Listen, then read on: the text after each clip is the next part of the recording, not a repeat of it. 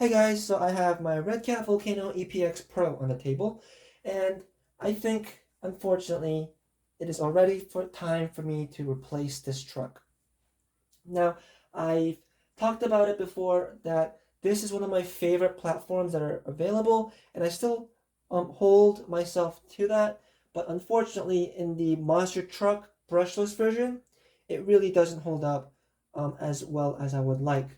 And I could continue to fix it and replace parts and stuff like that, but instead of really investing my time and money into this platform, I thought it'd be better to go with something more mainstream and something with better part support, um, cheaper parts actually for a lot of stuff, and just general like better aftermarket support and durability and stuff like that. So this thing is gonna go, and I wanted to tell you guys what kind of went wrong with it and why I'm replacing it. So the reason I picked up this brushless Volcano is because I really loved the last Volcanos I've ever owned, which were all brushed models. But this new brushless Volcano really appealed to me because it came with a new cool looking body. Now this body, you can see, is the older body, and that is because, unfortunately, on my first ever run of this truck with some sort of jumps, I wasn't even bashing it super hard. It was pretty mild bashing. The truck never left the ground farther than maybe 4 or 5 feet, and this is the state of the body. The body was completely destroyed, and I think it mainly has to do with the fact the body is not made out of Lexan. It's made out of PVC, so it completely shattered. And you can see how brittle it is and how sharp these corners are. So unfortunately, as much as I love the body and love the look of it, the body didn't hold up. So I had to replace the body. So I had this body, so I replaced it with this. But this body, even though it was more durable than the new one, because of its general more rounded shape, it is also made out of PVC, and it's also starting to crack, especially at the rear here. So the truck needs a new body, which aftermarket bodies really aren't cheap. And you have to paint them and stuff like that. So that's going to be a good chunk of change to replace the body. And then while the body broke, the body post broke. So I also had to replace the body posts, and I replaced them with aluminum ones. And then the rear bumper also broke, so I had to get a new rear bumper.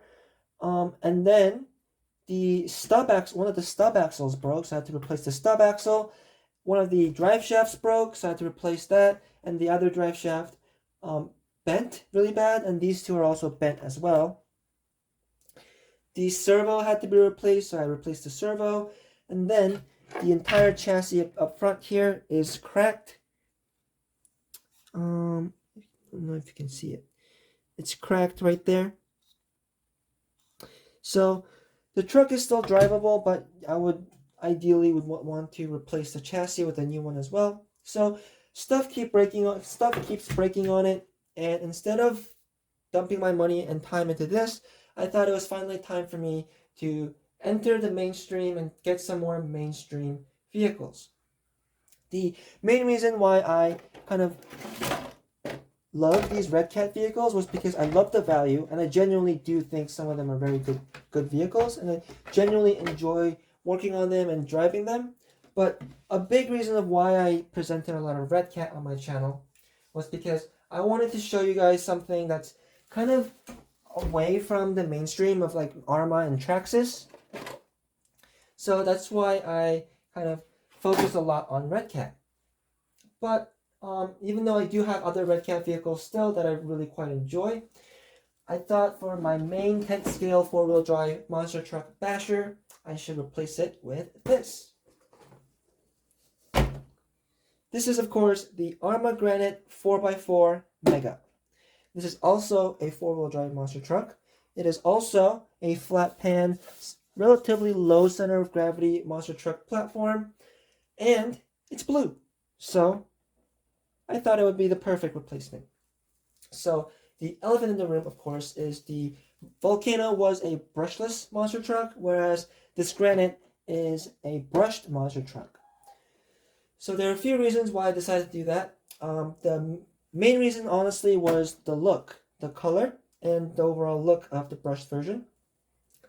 I'm not a big fan of the brushless um, Granite color schemes at the moment. They're like green and red, and I didn't really like the color schemes of those.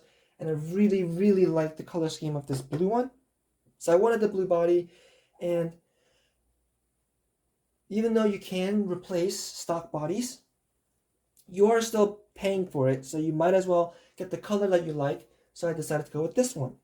The brushless version also comes with a huge wheelie bar in the back, which looks cool and is very functional on the brushless version, but I'm not a very big fan of the wheelie bars on these platforms, and I would much rather have just a plain bumper, so that's another reason why I chose the Mega version.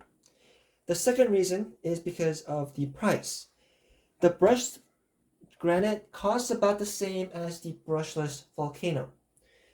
With that said, this is a in-house designed platform, whereas the Volcano is kind of like a general OEM designed platform. So this is going to be a little bit more high quality, have a lot more aftermarket support, a little bit better part support, and it's a little bit more modern engineering as well. That Volcano came out probably like 10-15 years ago, whereas this platform is a lot newer. So it's going to have a lot better durability and engineering in it. So that's going to be good for this. And then the final reason why I went with the brushed version was because I didn't really feel like I needed the power of the BLX Arrma brushless system with this monster truck. I planned on just taking the brushless system out of my Volcano and throwing it in this if I wanted more power. But the hobby shop where I bought this also has a little carpet track. And while I was driving at the carpet track, I realized that this thing is plenty of fun with the brush motor that it comes with. And the track is actually quite tight. So the brush motor was more than plenty to enjoy on the track. So I might actually leave the brushed system in here for a while. I might even never upgrade it to brushless. So we'll see what happens, but that's the main three reasons why I decided to go with the Mega version. But let's kind of dig into this truck and kind of talk about what my plans are with this and what I really like about this platform. So the main reason why so another reason why I kind of went with the Granite was because when I was buying 4-wheel drive monster trucks before, I had bought a Red Cat RC MT10E, and that was an amazing monster truck. I love that monster truck. It was really durable and a lot of fun to drive, and I really enjoyed it. However, the parts for that truck, even though that truck in general is cheaper than this, for what it is, the parts for it are very, very expensive, and they're very hard to find. The only place I could reliably find parts for that truck was from Red Cat's own website. So parts are going to be really hard to find for it, and Red Cat, being a smaller company, is sometimes going to have a little bit more trouble keeping stuff in stock. So I decided for this time around that I would go with the Granite. Another reason why I went with the Granite is because this is not my first Arrma, actually. This is the first one I'm showing on the channel, but it's not my first Arrma. My first Arrma is actually this, which I will have a video on soon. This is, of course, the Arrma Infraction Mega, which is based on the exact same chassis platform, the 3S platform, as the Granite. I also have an Arrma Big Rock coming, so I've already acquired a number of 3S Arrma vehicles, and I thought it'd be better to go with this one just for general parts sharing, and so that I don't have to support multiple platforms, because I do have quite a number of cars in my collection. So as much as I can consolidate, the better for my wallet and for time and stuff like that. So that's another reason why I decided to go with the Granite. And there's some stuff I really quite like about this that I learned that I liked from the infraction. But I really like this. This is probably my favorite feature of the Granite. Put the camera up. But this center drive shaft is spring-loaded. So it's four-wheel drive, and then if you take it out, which I don't know if I'll be able to take it out as quickly on camera.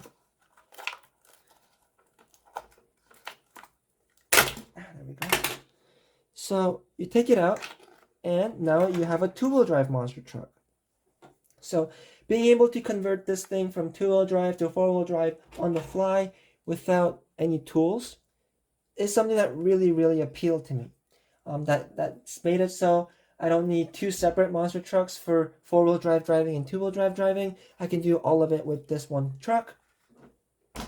Another thing I found pretty cool was the modular maintenance system, where you can just kind of slide out and work on stuff and clean stuff with very minimal very minimal hardware being needed to be removed. So that's really cool. And then this dirt guard I thought was also pretty cool for like dusty situations or like light dirt or something like that. So it keeps the chassis tub a lot cleaner. The plastics on the Arrma vehicles are also probably the best I've ever felt on an RC. They're nice and beefy and thick. They're flexible where they need to be, but stiff where they need to be. So it's very well designed, and I really enjoy it. The gear train on it is also all plastic, unlike the Volcano, which had metal gears. And while that sounds like a downgrade, they're very beefy plastic gears. And being a fan of the Lunchbox and other old trucks like that, plastic gears are perfectly fine. It's as long as the correct material is used and the correct design is used, plastic gears don't really have that many problems. And the benefit is plastic gears are also much quieter than metal gears. And now that I live in a more urban environment, I do get kind of self-conscious about bothering other people with a loud, brushless, metal-geared RC vehicle. So this thing being a little bit quieter definitely helps with that. The electronics in this are also pretty reliable. This is basically a Hobbywing ESC. I've used this ESC many times, and I know this ESC to be reliable, so that's very nice. The 12-turn motor also works very well. I drove this thing on the track at my hobby shop, and it's a very tight track. So the motor was and I didn't even give it a chance to cool down. I ran 3 packs through it, probably around an hour and a half of driving back to back without letting it cool down. And the motor never really overheated or got too hot.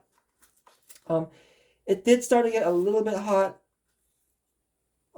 but nothing too drastic. So I think the motor really stands up. Definitely a lot better than my Titan 12-turn used to on my two-wheel drive Stampede. So I'm pretty happy about that. And yeah, I'm really excited to get a lot more driving done with it. The suspension is also tuned pretty nicely and feels very nice.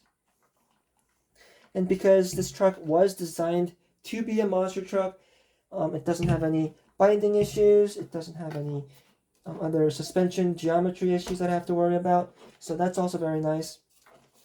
The rear of it is also slightly towed in for a little bit better stability. So that's also very nice. So a lot of very cool things and very appealing things about this platform. And I'm very happy with my purchase. So we will have to see how the overall long-term ownership is like with the Arrma vehicles. But I most likely will not be making any sort of update video about that. Mainly because it's a very well-proven platform. Hundreds of thousands of people have already testified on YouTube and online of how durable these trucks are, how great these trucks are. So I probably won't make too many videos about it, but this is something I will definitely enjoy very much and quite frequently off camera. So I hope you guys enjoyed my quick little overview of my new Arrma Granite, and enjoy this little bit of track footage I took. But yeah, so enjoy the track footage, and until next time, thank you guys for watching, and I'll see you guys next time.